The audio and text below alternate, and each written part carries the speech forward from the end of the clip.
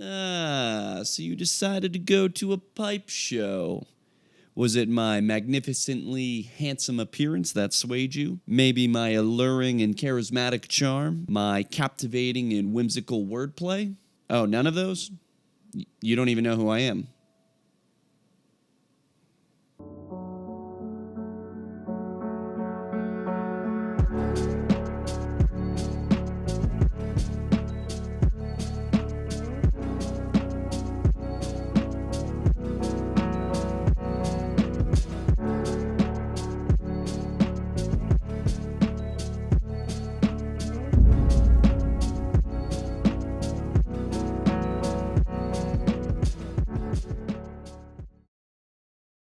Well met friends, my name is Adam and this is Get Piped, where we love to pipe. And today's piping is all about tipping you up with some knowledge.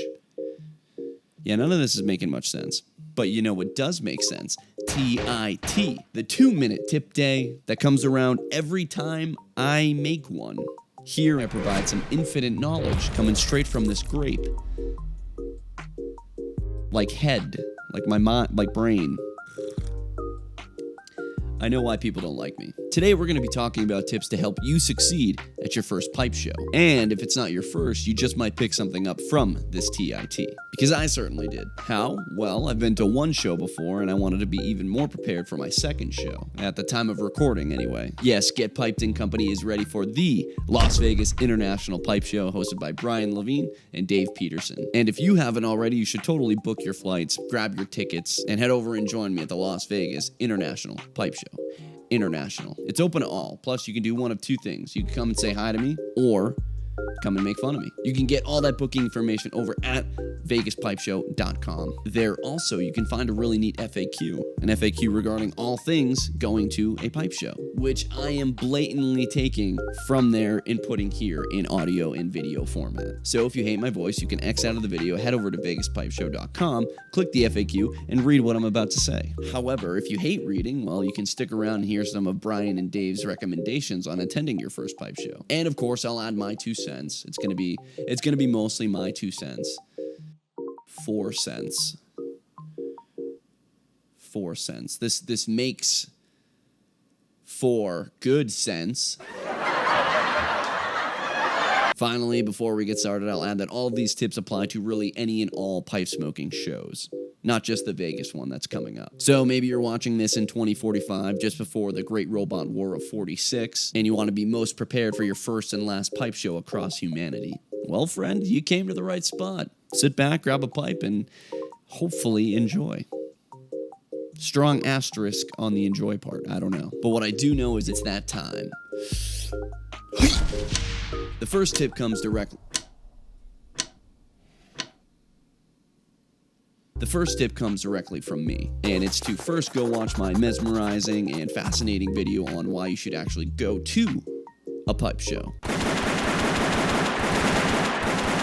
Nah, but for real, I do talk about some pretty awesome aspects of what you can expect out of a pipe show, going from breaking it down all the way to why it's so important. I feel as if I do a pretty good job of setting the stage of expectations for you. But for the first tangible tip, I guess, when you're actually at the show, I want to remind everyone to live by Get Piped's overarching motto: pipe as you please. There will be thousands of pipes and hundreds of people. Some of these pipes will be thousands of dollars. Dozens of these people will buy these thousands of dollars of pipes. I want to make it clear right off the bat that he or they who do purchase these expensive pipes are no different than the man who comes to the pipe show to purchase a corncob pipe off of the Missouri Meerschaum table. We are all pipe smokers after all. No pipe show has any room for he who judges the depth of another man's pocket, nor the willingness he has to spend a little or a lot of his coin. So yes, keep that little piece in mind and you'll be set up for success. Now our second tip, placed toward the front for a reason, is the much needed reminder to pace yourself. This tip in turn breaks down into several sub-tips, but we'll cover all of them. First, I recommend setting a cash budget. Start saving now, but you want to walk into the pipe show guilt-free, knowing that you can spend every last dollar in your pocket. All exhibitors will accept cash. Many will accept PayPal.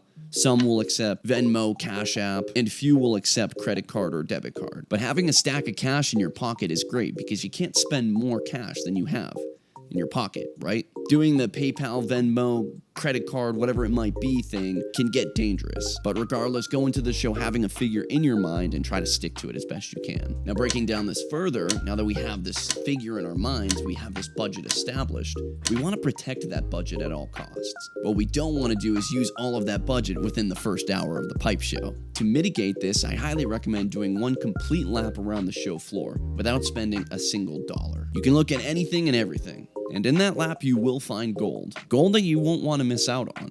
However, you never know if there's going to be a diamond on the next table. I highly recommend that one complete lap without spending a single dollar. And finally, this piece also translates into the last sub-tip of tip number 2. Like tip, tip, tip, but it's still 2. But now we're at the bottom of the tier. In the event that you love a piece that you just have to have, and the exhibitor notices this, and he starts talking you up, starts sweet talking you, trying to secure that bag of yours. Well, if you're bad under pressure, like me, you could say something along the lines of, hey, I absolutely love this piece. It's something that I really want. It's something that I almost have to have, but I've told myself it's written in stone that I must complete one complete lap of the show floor before purchasing any kind of pipe or product or tobacco or whatever it might be. If I return and it's still available, then it was meant to be. If you use a line like that, it's one, truthful, and it also kind of gets you out of some hot water, maybe those high pressure dudes who are really trying to make that sale. It definitely got me out of some of those high pressure situations. I mean, it worked for me because I was honest and I really did want to do that one complete lap. Okay, but moving on and probably already busting time, we got tip number 3. And it's incredibly contrary to tip number 2. If you're going to a pipe show because you're looking for those rare tobaccos, you need to seek those out first. All of those will be gone within the first hour, maybe the second. We're talking the McClellans, the old Dunhills, the Esotericas, the 1933 3 Nun tobaccos. Whatever it is, anything with significant age will get swooped up pretty much off the get-go. Now, of course, for a significant price, but it's these pipe shows where you will come across a tin that's sealed and aged from 1950. Just understand what your intent is. If it's rare tobacco, you're going to want to go for those first. If it's pipes, maybe hold back. Number 4, smile.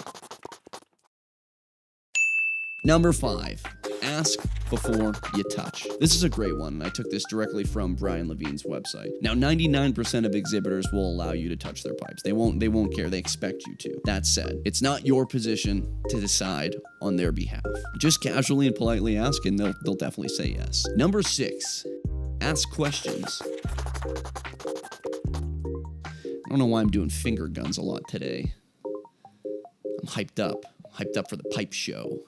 Ask the artisan how long he's been carving, where he's from, what shapes does he like making, what shapes does he hate making. Build that relationship. Throughout the course of a pipe show, you will find 1,000 smooth billiards that generally all look the same. How, other than price, do we differentiate? Well, it's those relationships. If I'm unsure, I always try to default back to that relationship I made with the artisan or the exhibitor. I don't want a pipe from a Giants fan. Go Pats. Nah, I'm just kidding. But seriously, maybe you have something in common with that individual, with that lad or lass behind the table. And it's that common ground that you can divert to in order to get that emotional backing to help you with that purchase. Asking questions also clears up any uncertainty. You never want to purchase something with that uncertainty. You never want to purchase something having held back those questions that you had. Later to only find out that the pipe you bought wasn't actually briar and it was a cherry wood like you suspected. I don't know, just ask. Tip number 7, one of the most important tips in the list, is to make friends. See someone with a shirt you like on? Go up and say something. Maybe you see a lass with 2 tins in her hand trying to decide between each one. You notice one of them's a Virginia Perique, one that you've had before many times. Go up to the lass and say, hey, I highly recommend this one. See the content creators that you watch or listen to, maybe the tobacconists that you love most. Go on up and introduce yourself. Pipe shows are community events. This is the time to communicate with people. Tip number 8, and jumping off of the 7th, is don't be afraid to say, I don't want to talk to you anymore.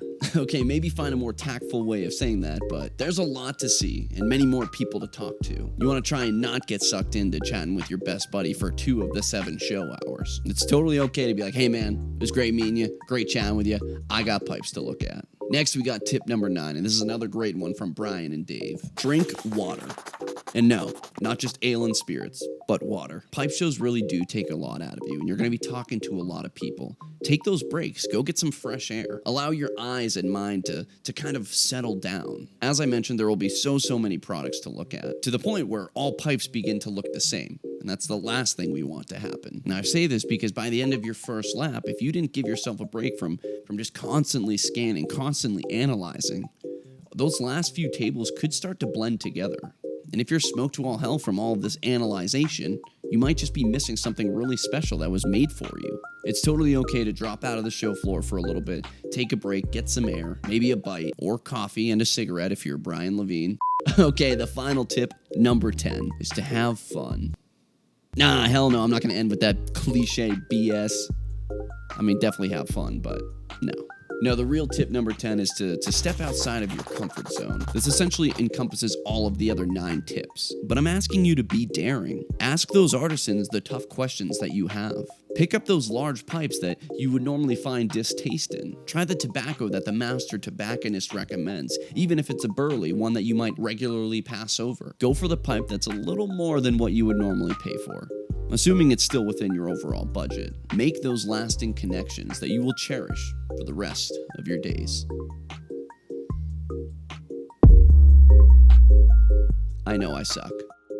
Thank you so much for watching. Despite the inevitable break in time, I really do hope you enjoyed this Tamp It Thursday. I also really do hope you get the opportunity to attend a pipe show. They are magical experiences that bring about pure joy to the pipe smoking enthusiast. If you like what you saw, please consider dropping a subscription to the channel. If you'd like to connect with me further, you always can. Just go over to Instagram at @get_piped and drop a follow. Now, if that's not enough, you can always join the premier Get Piped community, the Galactic Get Piped Pipe Club over on Discord. It's an online pipe club dedicated specifically to the Get Piped community. It's growing every day. It's a ton of fun. We get to chat, we get to hang out and do video smoking sessions, just like a real pipe club. You can find that link to the Discord server in the description below. Make an account, give yourself an alias, come hang out. It's a blast. Lastly, if you're really into the content, you can go ahead and check out my podcast in which I host. It's called the Get Pipe Podcast. We have episodes air every single Thursday without fail. Thank you once more, but I must end my rambling because you have just been piped. And until the next piping, I'm out.